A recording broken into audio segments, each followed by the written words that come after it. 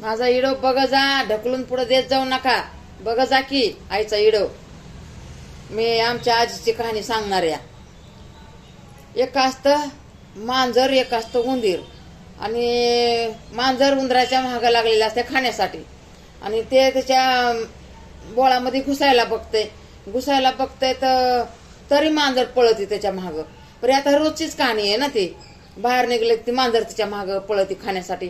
म्हणून ते उंदीर काय केलं, महादेवाकडे जातं तर महादेवा मला माझ्या मागं मांजर लागली या आणि जीव वाचवा माझा.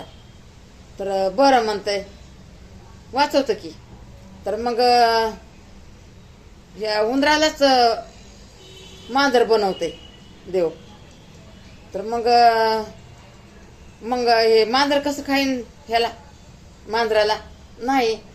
तर मग म्हणतो बाबा आता मी तर मोकळा झालो या मांजरापासून नाही का. आता ते मांजर मी मांजर मस्त फिरायला लागलं, इकडं तिकडं फिरायला लागलं मस्त. तर त्याला आता भीतीच नाही कोणाची. नंतर रुबाबात लागला असं फिरायला. तर मग म्हणतो मला भीतीच नाही कोणाची, उंदीर म्हणतो. नंतर लागलं कुत्रा महाग लागल्याच्या नंतर मग म्हणतो बाबा आता हे तर कुत्रा महाग लागलं, एवढं मोठं कुत्रं, मग आता काय करायला पाहिजे. तर मग वापस गेला महादेवाकडं. देवा म्हणला माझ्या महाग तर आता एवढं कुत्राच लागले, आता काय करू मी. तर बरं म्हणला कुत्रं महाग लागले का, देव म्हणले. तर मग हे मांजरालाच बनविलं कुत्रं. तर मग लागलं राजासारखं इकडं तिकडं फिरायला.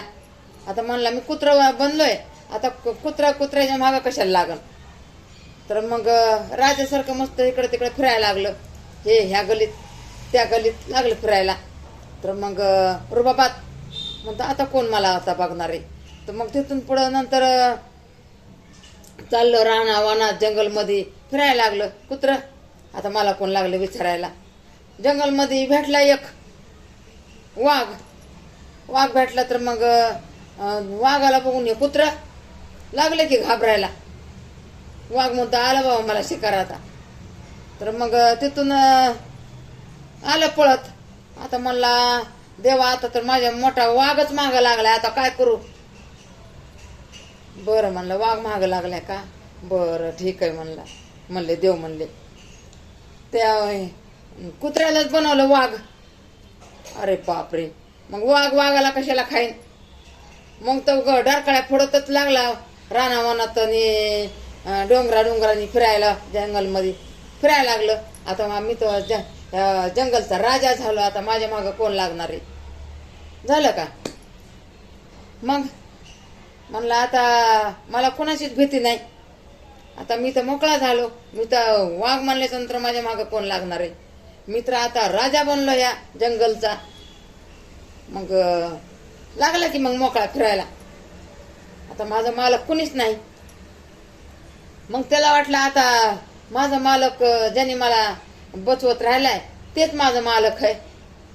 मग त्याच्याकडेच गेलं त्याला मारायला. देवाला कळलं तर बरं म्हणलं राजा आलास का तू ये. त्यांनी वापस टाकलं उंदीर बनवून. आता ते जगाचा मालक आहे. कसं वाटलं. मला तर ऐकून लय नाही का हे असं हे वाटलं. चला